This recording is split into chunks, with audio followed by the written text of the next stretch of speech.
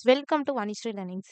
இன்னைக்கு நம்ம பாலிட்டில என்ன பார்க்க போறோம் அப்படின்னா, இந்திய அரசியலமைப்பின் மூலங்கள். ஒவ்வொரு இந்திய அரசியலமைப்புல ஒவ்வொரு இதுவும் எங்கேருந்து எடுக்கப்பட்டதுன்னு பார்க்கலாம். சரிங்களா? அதுக்கு முன்னாடி நம்ம சேனலை சப்ஸ்கிரைப் பண்ணாதவங்க சப்ஸ்கிரைப் பண்ணிக்கோங்க. கூடவே பெல் ஐக்கான கிளிக் பண்ணிக்கோங்க. வாங்க வீடியோக்குள்ள போலாம். இந்திய அரசியலமைப்பு மூலங்கள். இந்திய அரசியலமைப்பு மூலங்கள் பார்த்தீங்க அப்படின்னா, நம்ம அரசியலமைப்பு ஆரம்பிக்கும்போது 60 நாடுகளோட அரசியலமைப்ப ஆய்வு செஞ்சு தான் நம்ம இந்திய அரசியலமைப்ப உருவாக்கியிருக்காங்க. சரிங்களா? இந்திய அரசாங்க சட்டம் 1935ல என்னென்ன கொண்டு வந்திருக்காங்கன்னு பாருங்க.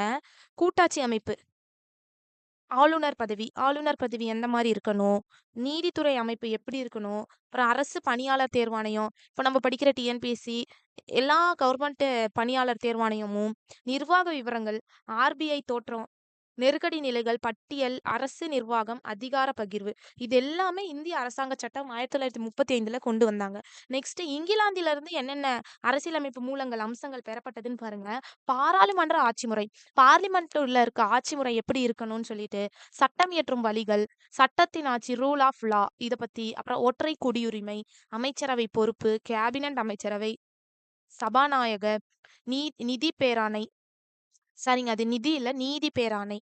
பேராணைகள், பிரதமர் பதவி, ஈரவை அரசாங்கம், நாடாளுமன்றம் செயல்முறைகள் இதெல்லாமே பார்த்தீங்க அப்படின்னா, இங்கிலாந்துலருந்து பெறப்பட்டது. நெக்ஸ்ட்டு அமெரிக்காலருந்து என்னென்ன மூலங்கள் கிடைச்சிருக்குன்னு பாருங்க. அடிப்படை உரிமைகள், ஃபண்டமெண்டல் ரைட்ஸு, அரசியலமைப்பு மேன்மை, நீதித்துறை மறு ஆய்வு ஜுடிஷியல் ரிவ்யூ, முகவுரை, பதவி நீக்கம் இம்பீச்மென்ட் இதெல்லாம் வந்து அமெரிக்காலருந்து பெறப்பட்ட அம்சங்கள்.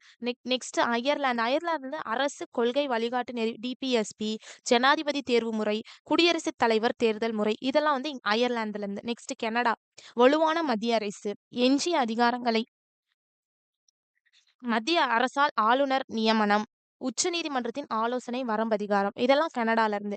ஆஸ்திரேலியால இருந்து பார்த்தீங்க அப்படின்னா, ஒருங்கிணைந்த பட்டியல் கன்கரண்ட் லிஸ்ட் பொதுப்பட்டியல் சரிங்களா? அது வர்த்தக சுதந்திரம், இரு அவைகளின் கூட்டமர்வு, முகவுரையின் மொழி இதெல்லாம் ஆஸ்திரேலியா. நெக்ஸ்ட் பிரான்ஸ் பார்த்தீங்க அப்படின்னா, சுதந்திரம், சமத்துவம், சகோதரத்துவம், இந்திய குடியரசு அமைப்பு லிபர்ட்டி, ஈக்வாலிட்டி, ஃப்ராட்டர்னிட்டி இதெல்லாம் பிரான்ஸ்ல இருந்து.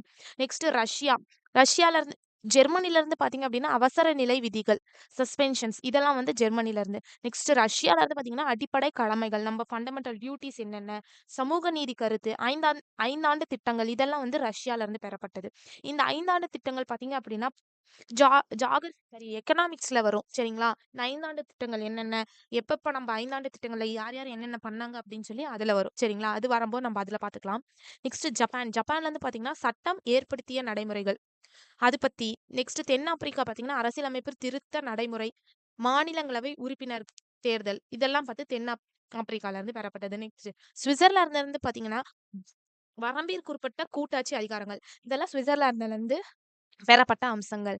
நம்ப இந்திய அரசியலமைப்பு பார்த்தீங்கன்னா, 60 நாடுகள்ல இருந்து ஆய்வு செஞ்சு தான் நம்ம இந்திய அரசியலமைப்ப நல்ல வலுவான இந்திய அரசியலமைப்பா கொண்டு வந்து நம்மளுக்கு குடுத்துருக்காங்க. சரிங்களா? இதுதான் இவ்வளதான் நம்ம இந்த இந்த நாடுல இருந்து என்னென்ன பெறப்பட்டதுன்னு சொல்லி நம்ம இந்த வீடியோல பார்த்துருக்கோம். சரிங்களா? இந்த வீடியோ உங்களுக்கு பிடிச்சிருந்துச்சுன்னா லைக் பண்ணுங்க.